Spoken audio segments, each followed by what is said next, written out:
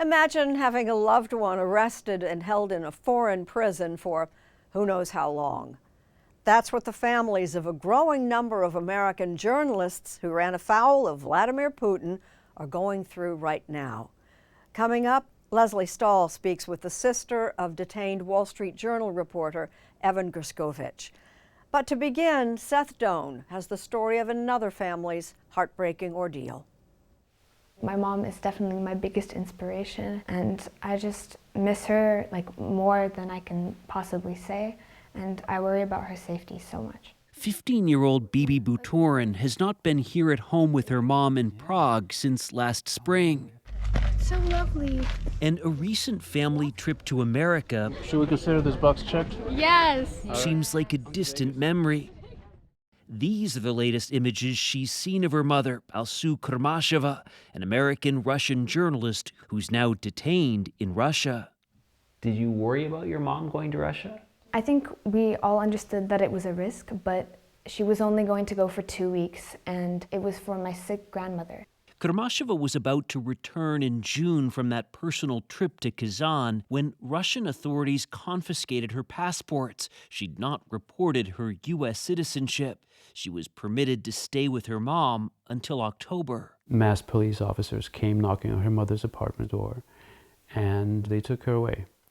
It's turned Pavel Butorin into a single dad of sorts. Their girls both have U.S. citizenship like their mom. She is in jail in Russia because she is an American citizen and because she's a journalist. And it seems like the Russian government is just building more cases against her. Kurmasheva's pretrial detention was extended until April 5th. She's facing charges of failure to self-register as a foreign agent and disseminating false information about the Russian army, which could mean prison sentences of up to 5 and 10 years, respectively. This is the book that Alsu is listed as an editor on it. You think this was the problem? I know that this book is a problem. It's featured in her case file. This book is filled with stories of kind of everyday people who oppose Russia's invasion of Ukraine. There is nothing incendiary, nothing criminal about these stories. There's no calls for violence in the book. It's just opinions, not even Alsu's opinions, but as a journalist, she certainly has the rights to collect and publish any opinions. Butorin and Kurmasheva are both journalists with the Prague-based Radio Free Europe Radio Liberty, or RFE-RL. It's funded by U.S. taxpayers, but is editorially independent and reports news in 27 languages and 23 countries, including Iran and Afghanistan. When freedom of expression is being shut down in one place after another, when the lights are turned out in one place, we turn them back on. Steve Kappas is president. Our place is committed to the fundamental practice of accurate journalism where it might not otherwise be practiced these days. Does that put your people in particular risk? It does. Kappas, who's worked at CBS and NBC, keeps photos of Kurmasheva and 3 other RFE-RL journalists who are currently detained, 1 in Russian-controlled Crimea and 2 in Belarus, next to pictures of reporters who've died while on duty. It has a way of kind of grabbing you and making you pay attention and realize there's an awful lot at stake here now, and never forget that they need to come home. They're in regular contact with the Wall Street Journal. Its reporter, 32-year-old American Evan Gershkovich, is also detained in Russia, arrested on espionage charges. Many Americans have not heard of Alsu.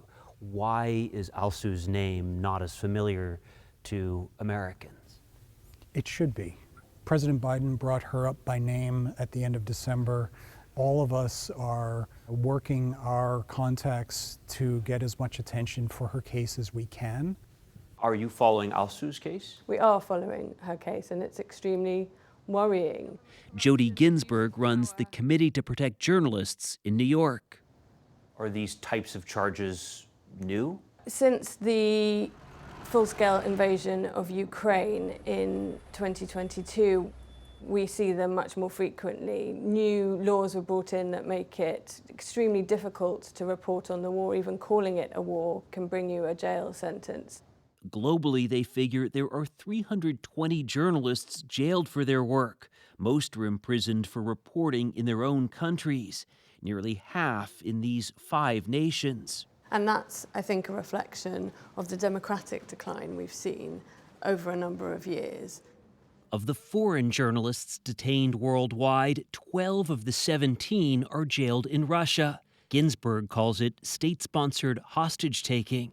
There's a twofold effect when you arrest a journalist, particularly when you arrest a journalist with foreign citizenship, as we see in Alsu and Evan's case.